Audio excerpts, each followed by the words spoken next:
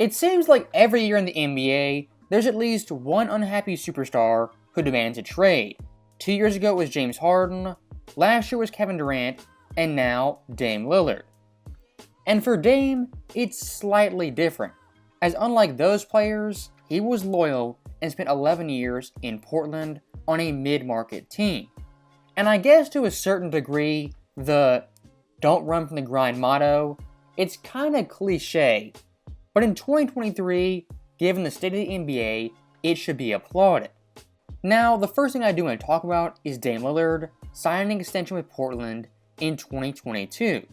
And when Dame signed this extension, we knew it, he knew it, Portland was not a championship team. And it was quite obvious, they were rebuilding and basically retooling around Dame Lillard. Despite knowing that, despite it being so obvious, Dame Lillard signed a 2-year extension for $225 million. It is a growing trend in the NBA, these superstar athletes opting into massive contracts, extending massive contracts, and then a year later, demanding out. So in one respect or another, you gotta put some blame on Dame Lillard, some responsibility on him for opting into that contract knowing Portland and the overall roster construction. Now secondly, Dame's trade request could not have come at a worse time. As when Dame demanded a trade, all the major free agents had signed, the big time moves had been made, and Portland was sat there, basically with their hands tied. And even worse than that, Dame Lillard didn't give 5 teams, 3 teams, he gave 1 team he wanted to be traded to.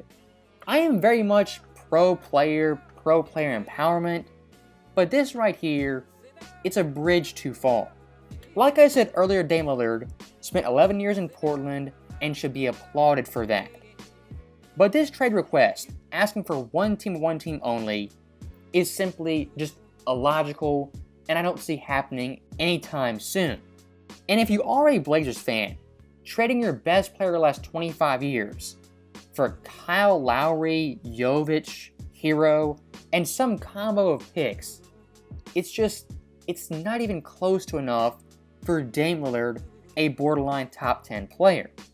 And I know this might be unpopular, but if Dame goes to the Heat, gets traded for all those assets, I don't see the Heat being that much a better team and becoming just so much better. As these past 3 years, Miami's identity has been role players, undrafted players, gritty defense, and just hard-nosed basketball. While Dame, he is a killer, a great clutch time player, gutting all your depth for a 33-year-old point guard who averages 30, is ball dominant, one of the worst defenders in the NBA, I'm a little bit hesitant to make that trade. And looking at Dame's career, out of 11 seasons, 9 times, he's at a negative defensive plus minus. In these past 2 years, out of the entire NBA in defensive plus minus, he's the 3rd worst in the NBA, behind Trae Young and Keldon Johnson. And look, I do want to clarify, if the Heat get Dame Lillard, they will improve in some respects. First off, they'll sell more tickets, be more exciting. Second, their offensive versatility will just skyrocket through the roof, and their clutch time lineups will be that much more deadly. And last but not least, Dame on this Heat team raised their ceiling for the regular season. As someone like Jimmy, whether you want to admit it or not, kind of coast until the playoffs arrive.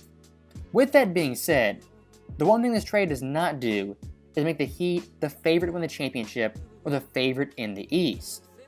And one more point I do want to make, when it comes to Dame's trade request, there's been a weird narrative shift that kind of skews Dame's career and the help he's had. As the narrative that I've seen being pushed heavily is that Dame in Portland never had great teammate help or great teams in general. And look, I'm not going to argue his Portland teams with the 2017 Warriors, 96 Bulls, but those teams, they weren't bum squads, and they were much better than a lot of you guys think or remember. As early in Dame's career, the 2014 Blazers, that was a very good team. We had Aldridge, Wes Matthews, Nick Batum, Robin Lopez. They were 2nd in offensive rating, 4th in points per game, and 16th in defensive rating. That team right there was 4th in the West winning 54 games. For Blazers history, that was their best record in over a decade. And looking at Aldridge, for 3 straight years, he was an all-star player and one of the best bigs in the NBA, averaging 22.5 points, 10.1 boards, 2.3 assists on 47-31 and 83 splits. And what you might say is those numbers to today's NBA players isn't as impressive. But for that era, averaging 22 a game, that was elite. As in 2013, he ranked 9th in scoring, 2014 8th, and 2015 7th. Now, past LaMarcus Aldridge, Dame Lillard, his second best teammate was of course CJ McCollum. And from 2016 to 2021, CJ was one of the best guards in the NBA, averaging 22.8 points, 4.7 boards, 3.4 assists on 44-38 and 77 splits. When it comes to playoff scoring in that time period, CJ actually ranked 12th in the NBA, behind Kyrie Irving and ahead of DeMar DeRozan, Klay Thompson, and Jimmy Buckets. And in the post-Aldridge era after 2015, the 2 best years Portland had was 2018 and 2019. Both those years, Portland was the 3rd seed in the West. And comparing CJ and Dame and those 2 playoff runs together, their numbers are nearly identical, as CJ averaged 25-4-4 and Dame averaged 25-6-5. And McCollum was a much more efficient player, and you could definitely say more consistent. Look at 2018 versus the Pelicans. CJ in that series averaged 25.8 points on above 50% shooting, compared to Dame, who averaged 18.5 on sub 40% shooting. The next year versus Denver in the second round, to make the West Finals, CJ outplayed Dame the entire series, and especially Game 7. As to the series, McCollum averaged 26 points, compared to Dame, who averaged 25 on worse shooting.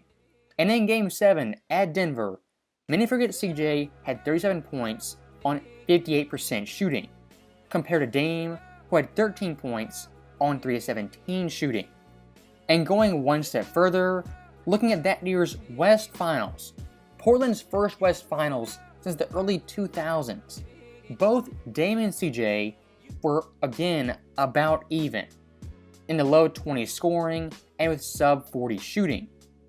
And what makes it worse, in Game 2, they're up by 17 points and still lost. Game 3, up by 18 points, still lost. And in Game 4, the final game at home, up by 17 again, and again lost. Portland in that series led the games for 101 minutes, compared to Golden State, who led for 83. And what makes it even worse, Kevin Durant in this series didn't play a single second. My overall point being, Dame's help is kind of underrated. Dame is a playoff guy, a tad overrated, and Dame's quote-unquote carrying ability is vastly overblown. If you want to be brutally honest, which I will be, Dame in the playoffs the past 6 years has had 2 great series at top 10 levels. That being 2019 versus the Thunder, where he had a great series, and 21 versus Denver, where they lost in 6 games. Outside of those 2 series, Dame Lillard in recent playoff history has been kind of underwhelming, and I would say not as good as you think. And in many ways, Dame, he's kind of an older Trae Young. A shoot-first player, ball dominant, pulls from 35 feet, and the playoffs is about 26 points, low 40 shooting, about 6 or 7 dimes. And I would say when it comes to Dame, my biggest gripe with him is that his defense is just some of the worst in the NBA. As during that same time period, out of all the qualifiers defensively, there were 119 for the playoffs. Out of those players, Dame ranked 100 in defensive plus-minus. My larger point for this video is pretty simple. I don't think Dame, as an individual player, going to these contender teams in exchange for a haul, makes the team he goes to a championship team. As looking at the past 2 years, in total, he's played 87 games. And like I showed you guys on defense, He's a liability, and the playoffs kind of shaky. And the big elephant in the room no one wants to talk about, when Dame is 36, he's going to be getting paid a whopping $60 million. Based off NBA history, the track record of players, being 36, making 60 mil, it's not a recipe for success for a championship team. As always, thank you guys for watching, hope you enjoyed it. I'll see you next time.